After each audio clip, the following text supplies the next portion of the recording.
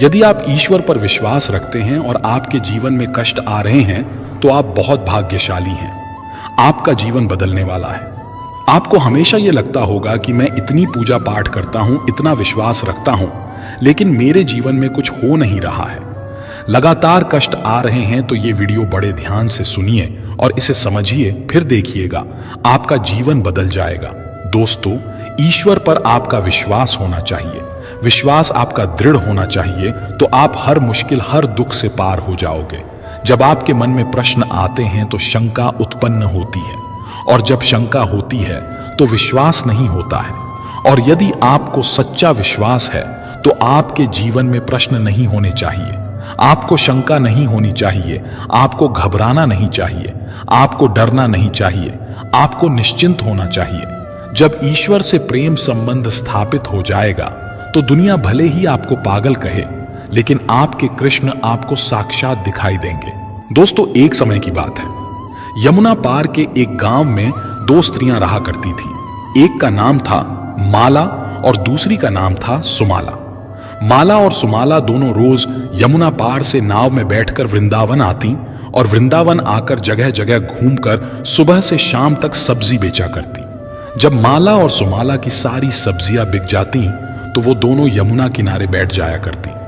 वो दोनों अपने घर से रोटी और माखन भोजन के लिए लाया करती और यमुना किनारे पेड़ की छाव में बैठकर भोजन करती।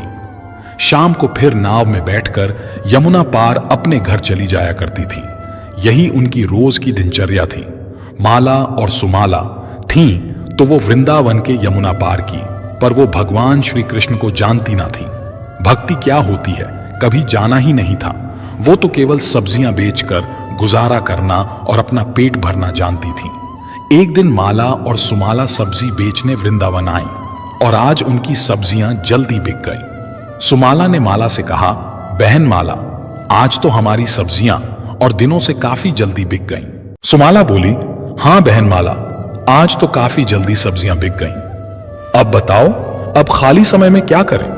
हाँ बहन, अब घर जाके भी हम क्या करेंगे? बहन सुमाला, देखो सामने वहां मंदिर में कथा हो रही है। सुमाला ने कहा, अरे बहन माला, ये कथा क्या होती है?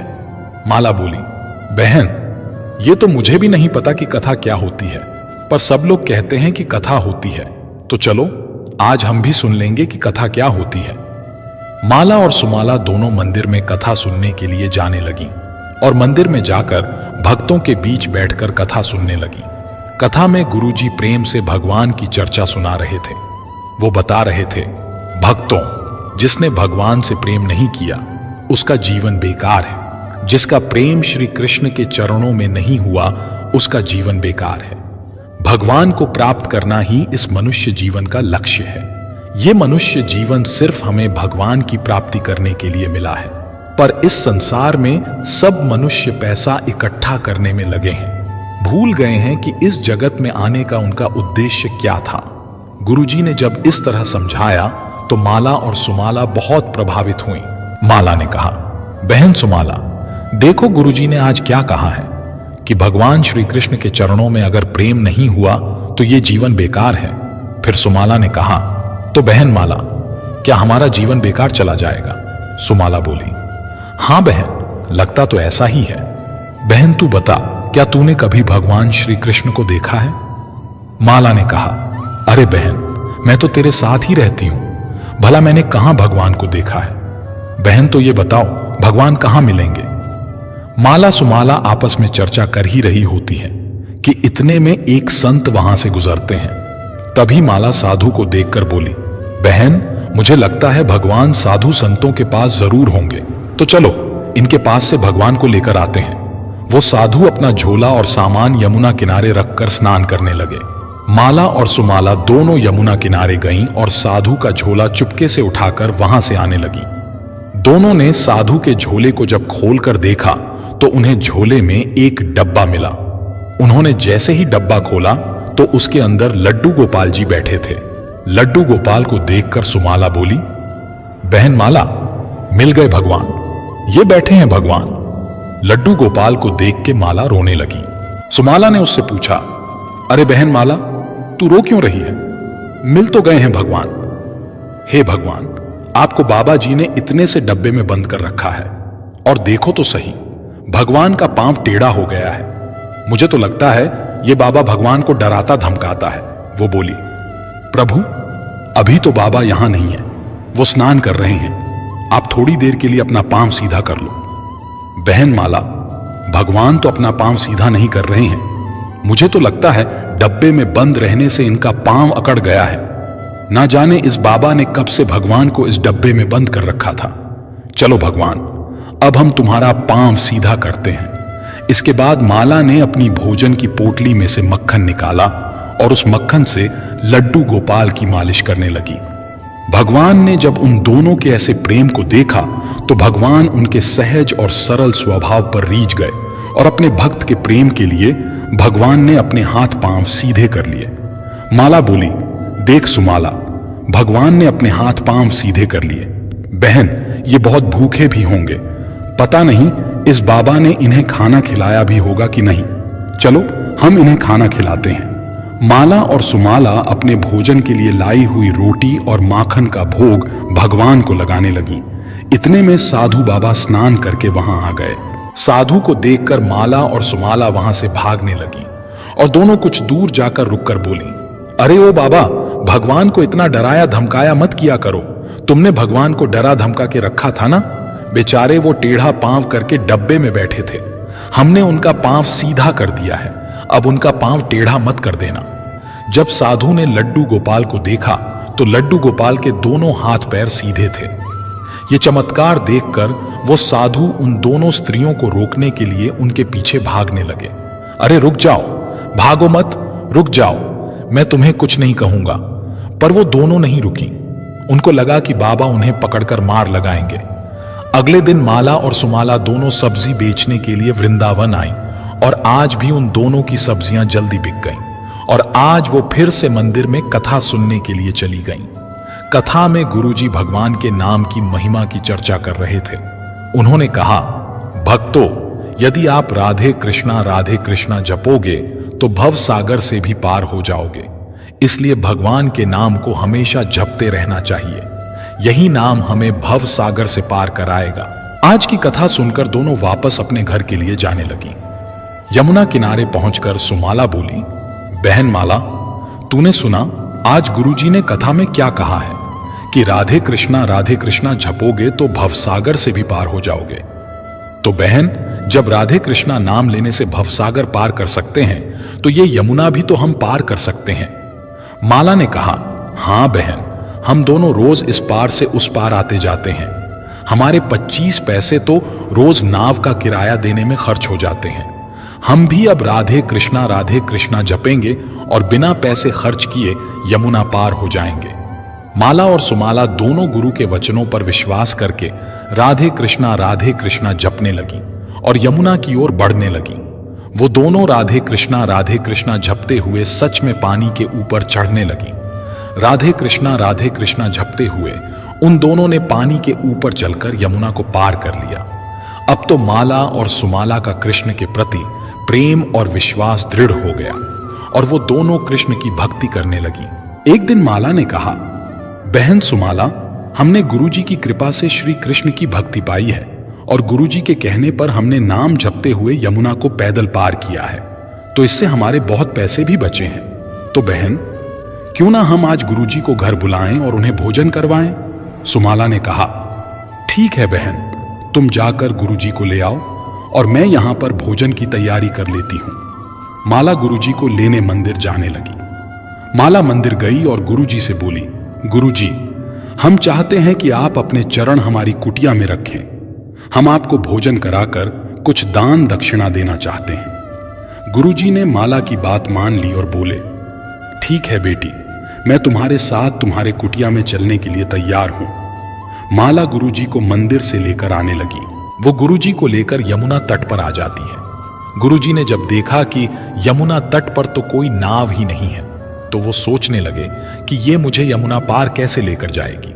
तब गुरुजी ने माला से पूछा, बेटी, तुम मुझे यमुना पार कैसे लेकर जाओगी? यहां तो कोई नाव ही नहीं दिख रही। माला बोली, गुरुजी, आपने ही तो हमें सबसे बड़ी नौका प्रदान की है। माला को लगा जैसे हम गुरु जी के शिष्य होकर राधे कृष्णा जपकर यमुना पार कर लेते हैं, वैसे ही गुरु जी भी यमुना पार कर लेते होंगे। और माला राधे कृष्णा झपते हुए पानी में चलने लगी। माला ने जब थोड़ी दूर जाकर पलटकर देखा तो गुरु जी वहीं किनारे पर खड़े हुए थे। उसने कहा, अरे गुरु जी, आप आगे क्यों नहीं बढ़ रहे हो? आओ गुरु जी। गुरु जी को लगा कि इस तट पर यमुना का पानी बहुत कम है। ये विचार करके गुरु जी आगे बढ़ने लगे। जैसे ही गुरु जी ने अपना पांव पानी में आगे बढ़ाया, वैसे ही गुरु जी कमर तक पानी में डूब गए और वो घबरा कर बोले, अरे यहां तो पानी बहुत गहरा है और ये पानी में कैसे चल रही है? अरे ये कोई आम स्त्री नहीं, ये तो कोई चुड़ैल लगती है जो पानी में चल रही है। गुरु जी को पानी में डूबता देख माला गुरु जी को लेने के लिए वापस आने लगती है। माला गुरु जी के पास पहुंचकर गुरु जी का हाथ पकड़कर उन्हें ले जाने लगी। गुरु जी कहने लगे, अरे अरे मुझे छोड़। माला ने गुरु जी की बातों का कोई जवाब नहीं दिया। वो बस राधे कृष्णा जप रही थी।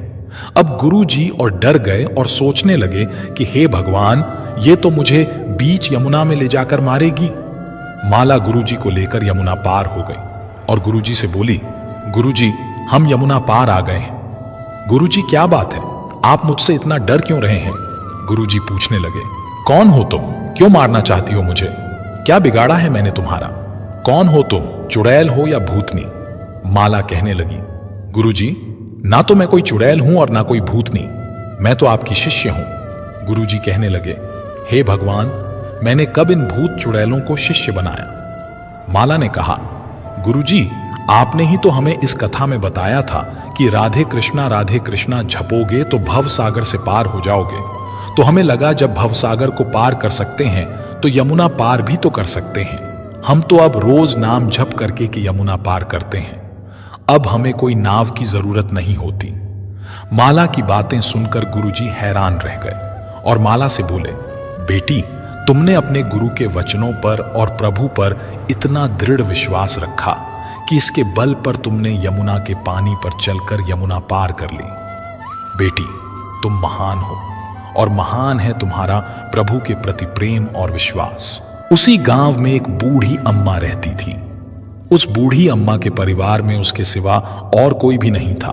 वो अकेले रहती थी।